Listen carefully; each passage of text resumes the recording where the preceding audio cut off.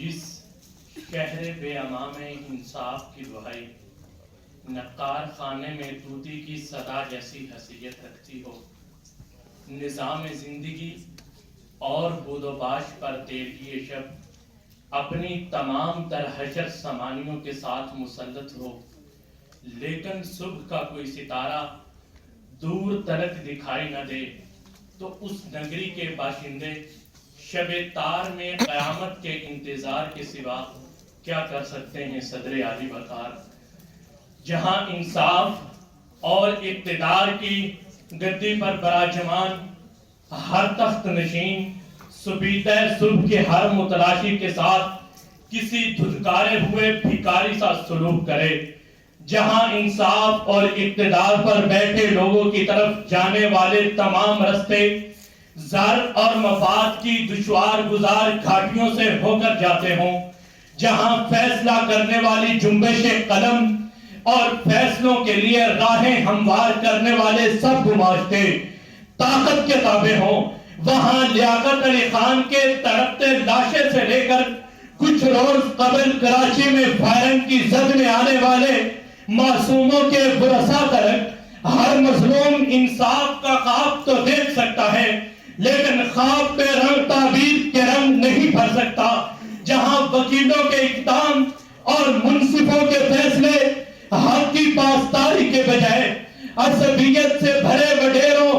اور جگیرداروں کے اشارے اپنوں پر منحصر ہوں، وہاں ہر شہزیب کی ماں اور بہنیں اور ہزاروں نقیبوں کے بعد کوئی آسرا نہ پا کر کسی اندیکھی قیامت کی جستجو میں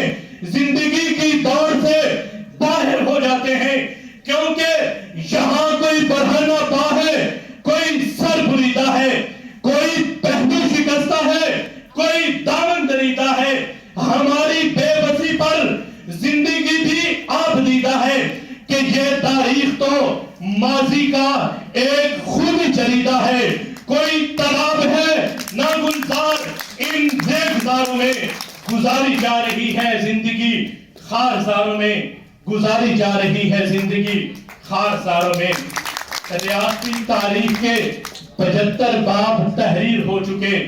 لیکن شب کا یہ سیاہ پردہ چاک نہیں ہو سکا۔ صدر عالی وقار، اقتدار اور طاقت کی گدی پر براجمان ہر تخت نشین نے سپیتہ صبح کے ہر متلاشی سے کسی دھتکارے ہوئے بھکاری سا سلوک کیا، دستور کے ہر کاروں نے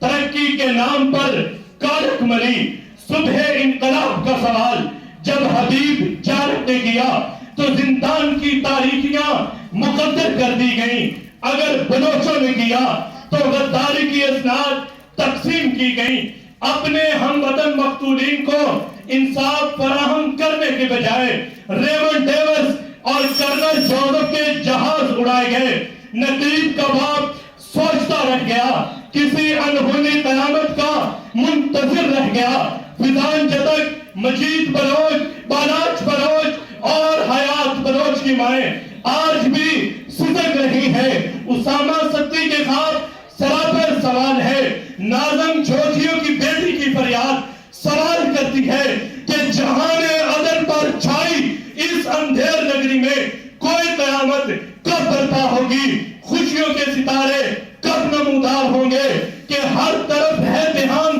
لیکن جو اپنا گھر ہے وہی نہیں ہے، صدائیں گھر سے ہی اٹھ رہی ہے، کسی کو بھی تم پر یقین نہیں ہے، کمال انصاف ہو رہا ہے کہ ترازو کیچڑ میں گر پڑا ہے، کسی کو فکر